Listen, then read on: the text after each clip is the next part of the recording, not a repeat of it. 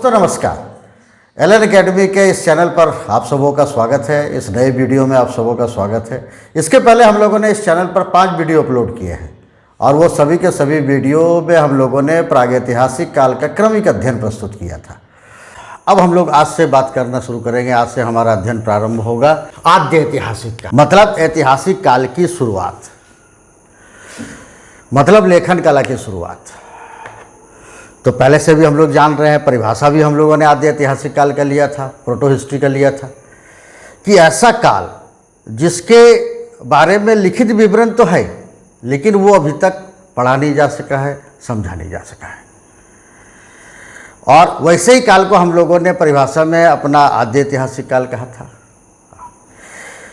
तो ये आद्य ऐतिहासिक काल का टिपिकल उदाहरण है भारतीय इतिहास में, प्राचीन भारतीय इतिहास में सिंधु घाटी सभ्यता, सिंधु घाटी सभ्यता, सिंधु घाटी सभ्यता। तो प्रोटो हिस्ट्री के नाम पर आज हम लोग जो अध्ययन करेंगे वो बेसिकली सिंधु घाटी सभ्यता या हड़प्पा सभ्यता के बारे में हम लोग चले।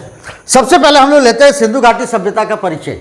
हाँ, इसका परिचय बहुत ही व्यापक है। और कहा जाता है कि ये सिंधु घाटी सभ्यता जो इसके पहले हम लोगों ने पढ़ा ना ताम्रपाषाण काल, तो ताम्रपाषाण कालिक संस्कृति से हड़प्पा सभ्यता पुराना था, लेकिन उन ताम्रपाषाणिक संस्कृतियों से ज़्यादा विकसित था, ज़्यादा उन्नत अवस्था में था आपका। तो क्रोनोलॉजी में इसका पीरियड जो पड़ता है वो आपका इसके समानांतर, मतलब ताम्रपाषाण काल के समानांतर या उसके पूर्व। दो नाम है इसके, एक सिंधु घाटी सभ्यता, एक हड़प्पा सभ्यता। पारंपरिक नाम पुरानी किताबों में इसमें आपको सिंधु घाटी सभ्यता ही देखने को मिलेगा, लेकिन नई जितनी भी किताबें हैं हर जगह हड़प्पा सभ्यता देखने को मिलेगा। तो इस नाम का नामकरण जो है इसका, इस नामकरण के बारे में थोड़ी सी चर्चा कर लेते हैं। ये जो सिंधु घाटी सभ्यता जो इसका नाम दिया गया है वो चूंकि सिंधु नदी यहाँ के आसपास आपका सिंधु नदी है, तो सिंधु नदी के आसपास के क्षेत्रों में ये फली फूली दुनिया की जितनी भी सभ्यता या संस्कृतियाँ विकसित हुई हैं किसी न किसी नदी के किनारे ही विकसित हुई है। और हमारा हड़प्पा सभ्यता, सिंधु घाटी सभ्यता सिंधु नदी के आसपास के क्षेत्रों में ये विकसित हुए थे और इसलिए इसको सिंधु घाटी सभ्यता कहा गया, सिंधु घाटी सभ्यता कहा गया, सिंधु घाटी सभ्यता। हाँ, ये भौगोलिक रूप से इसका नाम रखा गया सिंधु घाटी सभ्यता, सिंधु घाटी सभ्यता। लेकिन धीरे धीरे ये परिभाषा जो है वो सफिशिएंट नहीं होने लगी। बहुत सारे आपके जो सिंधु नदी यहाँ पर है, ये सिंधु नदी है। हाँ, तो यहाँ पर बहुत सारे जैसे लूथल, आलमगीरपुर, कालीबंगन, ये सब जितने भी स्थल थे सभी के सभी स्थल आपके सिंधु नदी से काफ़ी दूर थे। ये आपका सुक्ता गेंडोर, तो ये सिंधु नदी से काफ़ी दूर थे। और जैसे जैसे उत्खनन हो रहा था सिंधु नदी सभ्यता का दायरा बढ़ता, भौगोलिक दायरा बढ़ता ही जा रहा था। और तब इसको क्या किया गया कि Harappa was the first site. 1921 में हड़प्पा सभ्यता का पहला साइट जिसकी खुदाई से हमें हड़प्पा सभ्यता के बारे में जानकारी मिली। तो 1921 में दयाराम साहनी ने हड़प्पा नामक स्थल की खुदाई की और तब इस व्यापक सभ्यता के बारे में पता चला। और आर्कियोलॉजिकल ट्रेडिशन के हिसाब से किसी सभ्यता के बारे में जिस पहले स्थल से हम लोग जानते हैं, जिस पहले स्थल की खुदाई होती है, उसी स्थल के नाम पर पूरी सभ्यता का नाम रख दिया जाता है। Harappa was the first site to be excavated. और इसीलिए वहाँ की खुदाई से फिर बाद में अन्य स्थल की खुदाई से, मोहनजोदड़ो की खुदाई से जो सब जिस सभ्यता के बारे में पता चला हमें, उसी को हम लोग हड़प्पा सभ्यता नाम दे दिया गया। इसलिए सिंधु घाटी सभ्यता इसका भौगोलिक नाम है और हड़प्पा सभ्यता जो है इसका, ये इसके एक आर्कियोलॉजिकल एक ट्रेडिशन के हिसाब से है कि पहले साइट के नाम पर उस सभ्यता का नाम रख दिया जाता है। तो ये इसका नामकरण हो गया, आपका कहा जाता है। ये एक शहरी सभ्यता थी, शहरी सभ्यता थी। पहली प्रमुख विशेषता, क्रांतिकारी विशेषता हड़प्पा सभ्यता की कि ये आपका एक शहरी सभ्यता थी। और उस समय के जितने भी कंटेम्प्रोरी सिविलाइजेशन थे, इजिप्टियन सिविलाइजेशन थे, मेसोपोटामियन सिविलाइजेशन, सबसे ज़्यादा विकसित थे। शहरीकरण उच्च दर्जे का शहरीकरण, उच्च दर्जे का शहरीकरण था। शहरीकरण का मतलब पहले भी हम लोग चर्चा कर चुके हैं कि जहाँ पर गैर कृषि कार्य होता है, जहाँ के लोग खेती नहीं करते। हाँ, तो हड़प्पा के 7 सिटीज़ के बारे में हम लोग पढ़ेंगे। 7 जो नगर हैं, हाँ, वो सातों के सातों नगर एक व्यापारिक केंद्र थे। जितने भी शहर थे वो व्यापारिक केंद्र थे। हड़प्पा सभ्यता में वाणिज्य और व्यापार का काफ़ी विकास हुआ था, हम लोग पढ़ेंगे। और उसी ने शहरीकरण को मतलब एक सपोर्ट किया। और एक शहरीकरण का काल मतलब कहा जाए, हड़प्पा सभ्यता के बहुत सारे स्थल जो थे वो शहर थे। वहाँ गैर कृषि कार्य होता था, वो कृषि क्षेत्र से अलग थे। ग्रामीण क्षेत्रों में कृषि उत्पादन में अधिशेष उत्पादन होने लगा, सरप्लस प्रोडक्शन होने लगा। और वही एग्रीकल्चर का जो सरप्लस प्रोडक्शन था वही अर्बनाइजेशन को सपोर्ट कर रहा था। और इस तरह से कहा जाता है कि हड़प्पा सभ्यता एक शहरी सभ्यता। अगली एक और महत्वपूर्ण व्यवस्था इसकी कहा जाता है कि it was a bronze age civilisation. ये कांस्य युगीन सभ्यता थी। अभी तक हम लोग मटेरियल सेंस में क्या पढ़ा? मटेरियल सेंस में पढ़ा कि लोगों ने पहले पत्थर का पाषाण का उपयोग करना शुरू किया। उसके बाद हम लोगों ने पढ़ा ताम्र पाषाण काल में लोगों ने तांबे का इस्तेमाल करना शुरू कर दिया। हड़प्पा काल के लोगों ने एक मिश्रित धातु जिसमें तांबा और टीन को मिलाकर बनाया जाता था, मिश्रित धातु कांसा, और उस कांसा का निर्माण प्रारंभ कर दिया आपका कहा जाता है। हाँ, हड़प्पा सभ्यता में बहुत सारे उदाहरण मिले हैं कांस्य के बने हुए बर्तनों के, तो इसलिए इसको हम लोग कहते हैं कांस्य युगीन सभ्यता का। तो मटेरियल एडवांसमेंट भी एक था आपका। ताम्र पाषाण कालीन लोग जो थे वो तांबे का इस्तेमाल कर रहे थे, लेकिन हड़प्पा सभ्यता के लोग तांबे को टीन में मिलाकर एक नया मिश्रित धातु कांसा का उपयोग कर रहे थे, कांसा का प्रयोग कर रहे थे। चला, तो ये हड़प्पा सभ्यता का परिचय हुआ। उसका एक महत्वपूर्ण विशेषता जिसके लिए जाना जाता है, उन सब के बारे में थोड़ा सा जिक्र किया हुआ। और ये हमारा आद्य ऐतिहासिक काल है, प्रोटोहिस्ट्री है। मानचित्र पर देखें, ये कहा जाता है जो शेडेड एरिया नजर आ रहा होगा आप लोग को, ये सभी का सभी शेडेड एरिया हड़प्पा सभ्यता से संबंधित है। इसका भौगोलिक विस्तार काफ़ी बड़ा था, लगभग 20 लाख वर्ग किलोमीटर। हड़प्पा सभ्यता का जो स्प्रेड था वो लगभग 20 लाख वर्ग किलोमीटर में था। हाँ, ये सभ्यता 3 देशों में फैली हुई थी, भारत, आज का भारत, पाकिस्तान और कुछ साइट्स अफगानिस्तान। कुल मिलाकर हड़प्पा सभ्यता के 1500 स्थल क्या आइडेंटिफाइड है, चिन्हित है। इसमें लगभग 1000 स्थल जो है वो लगभग 1000 स्थल भारत के हैं, लगभग 500 स्थल आपके पाकिस्तान के हैं में मिलते हैं, और 2 या 3 रखे अफगानिस्तान से। तो ये एक ऐसी सभ्यता थी जो 3 देशों में फैली हुई थी उस अपने जमाने में। आज का मुख्य रूप से भारत और पाकिस्तान, यह आपका हड़प्पा सभ्यता का मेन भौगोलिक आधार था। चल, क्षेत्रफल का विस्तार इसका काफी बड़ा था। कहा जाता है कि मिस्र, नील नदी के किनारे मिस्र और दजला फुरात नदी के किनारे आपका कहा जाता है कि मेसोपोटामिया। अगर दोनों के क्षेत्रफल को जोड़ दिया जाए तो हड़प्पा सभ्यता का क्षेत्रफल उसका 12 गुना था। मिस्र की सभ्यता से हड़प्पा सभ्यता का क्षेत्रफल 20 गुना था।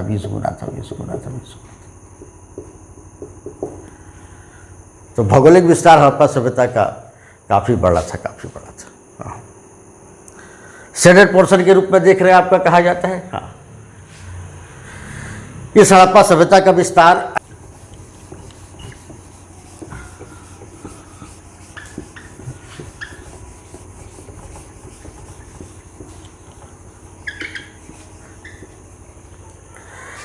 इसका उत्तरी हिस्सा बांडा, कश्मीर में श्रीनगर के पास, जो आपका कहा जाता है कि चेनाब नदी पर अवस्थित है।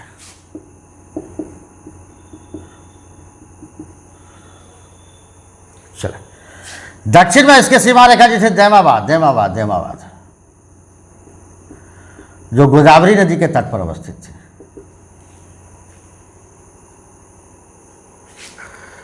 पश्चिमी इसका कहा जाता है सुतका गेंडर,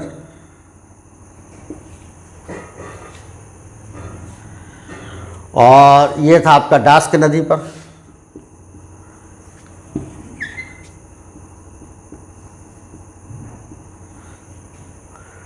पूर्वी एरिया था आलमगीरपुर,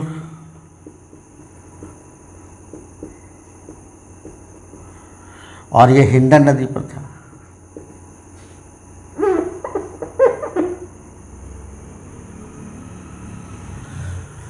ये एक मोटा मोटी हड़प्पा सभ्यता का बाउंड्री था।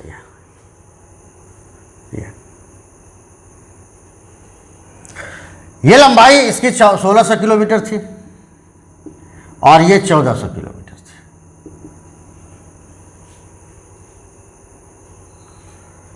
ये आपका विस्तार था। ये सेडेड एरिया देखिए, रफली त्रिभुजाकार क्षेत्र में विकसित था।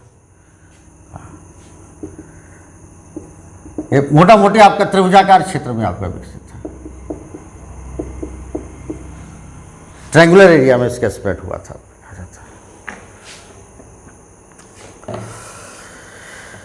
हड़प्पा सभ्यता के क्रोनोलॉजी के बारे में बहुत सारे विवाद हैं। हर एक विद्वानों ने अपने अपने हिसाब से हड़प्पा सभ्यता की तिथि कि कब ये उत्पन्न हुई, कब ये समाप्त हुई, इसके बारे में अपना तिथिक्रम बतलाते हैं, तिथिक्रम बतलाते हैं। हाँ, लेकिन हम लोग जो कंक्लूसिवली उसको लेकर चलेंगे कि पूरा हड़प्पा सभ्यता का जो 3000 BC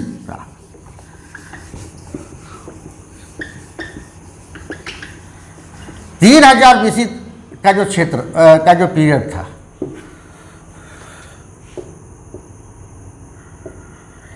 इसको माना जाता है यहाँ से हड़प्पा सभ्यता का फॉर्मेशन शुरू हुआ। जो सब इसके अर्बन फीचर्स हैं, पक्की ईंटों का निर्माण, ट्रेड, जितने भी सब धीरे धीरे फॉर्मेटिव फेज में डेवलप होना शुरू हुआ। 2250 से लेकर 2000 BC इसको हड़प्पा सभ्यता का मैच्योर पीरियड कहते हैं, मैच्योर हड़प्पन सिविलाइजेशन। और फिर 2000 BC के बाद इसका पतन होना शुरू हुआ और 1750 BC तक आते आते हड़प्पा सभ्यता विलुप्त हो गए। हड़प्पा सभ्यता के साथ जो सब फीचर्स डेवलप हुए थे, अर्बन फीचर्स, ट्रेड फीचर्स, सभी विलुप्त हो गए और पूरे हड़प्पा का हड़प्पा सभ्यता आपका कहा जाता है कि समाप्त हो गई। चले, आज जो एक मुख्य बात हम लोग को हड़प्पा सभ्यता के बारे में करना है, ऑल अबाउट इट्स ओरिजिन। ये भी विवादित है। हाँ, कहा जाता है कि हड़प्पा सभ्यता की उत्पत्ति आखिर एक urban civilisation, well developed urban civilisation, हाँ, जो फीचर्स हम लोगों ने देखा वो पूरा का पूरा फीचर्स के हिसाब से अचानक, ये तो मतलब है कि अचानक से तो डेवलप नहीं किया होगा, एक लंबी प्रक्रिया रही होगी इसके पीछे। पहले रूरल इकोनॉमी से फिर अर्बन इकोनॉमी, इस तरह से एक प्रोसेस रहा होगा जिसकी वजह से पूरा का पूरा ये डेवलप हुआ था। अब हड़प्पा सभ्यता की उत्पत्ति के बारे में दो सिद्धांत हैं। कुछ लोगों का मानना है इसके अर्बन फीचर्स को देखते हुए ये मेसोपोटामिया का सभ्यता, मेसोपोटामिया की सभ्यता से उत्पन्न हुआ था।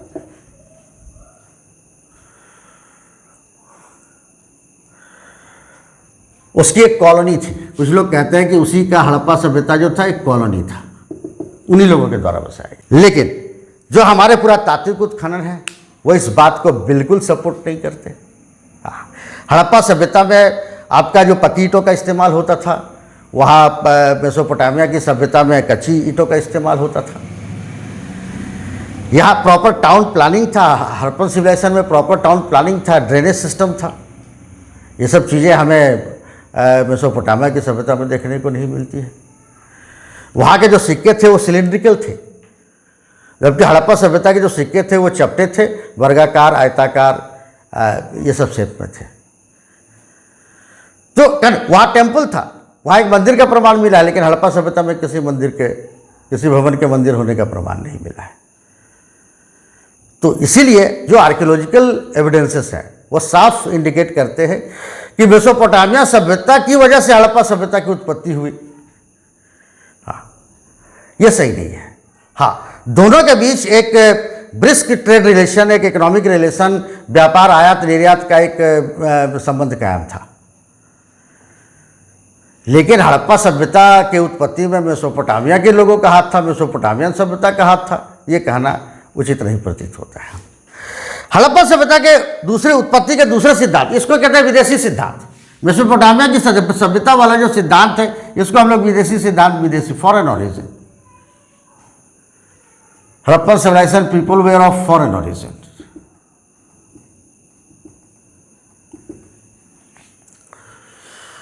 लेकिन इसके विरोध में कहा जाता है कि कुछ विद्वानों ने, इन लोगों ने हड़प्पा सभ्यता की उत्पत्ति को स्थानीय, लोकल, और उसमें कहा जाता है कि दो तरह के सभ्यताओं का जिक्र करते हैं। एक ईरानी बलूची कल्चर, जिसको हम लोग कहते हैं ईरान का कल्चर, बलूचिस्तान का कल्चर, जिसको ईरानी बलूची संस्कृति। रोमिला थापर जैसे विद्वान आपका कहा जाता है कि इसी ईरानी बलूनी कल्चर को हड़प्पा सभ्यता के आधार मानते हैं। इसी ईरानी बलूची कल्चर से हड़प्पा सभ्यता का विकास, यही संस्कृति विकसित होते होते हड़प्पा सभ्यता का रूप ले ले। दूसरा जो आपका कहा जाता है कि स्थानीय ओरिजिन का कल्चर सिद्धांत, वो सोथी कल्चर से, सोथी संस्कृति से।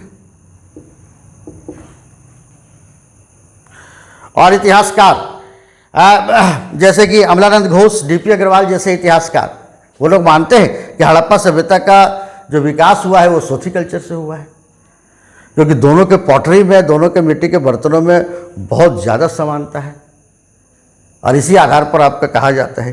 तो कहने का मतलब, हालांकि कोई भी सिद्धांत जो है, चाहे स्थानीय सिद्धांत हो चाहे विदेशी ओरिजिन का सिद्धांत हो, हाँ, कोई भी सिद्धांत एकदम मतलब है कि अंतिम नहीं है।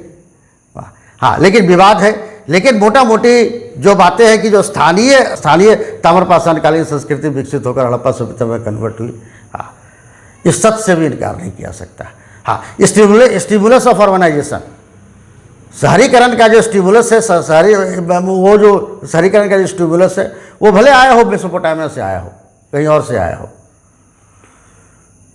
लेकिन बेसिक प्रोसेस, हाँ, वो आपका कहा जाता है कि लोकल ही था। और वही लोकल ताम्रपाषाण कालीन संस्कृति विकसित होकर उन लोगों ने हड़प्पा सभ्यता का रूप लिया।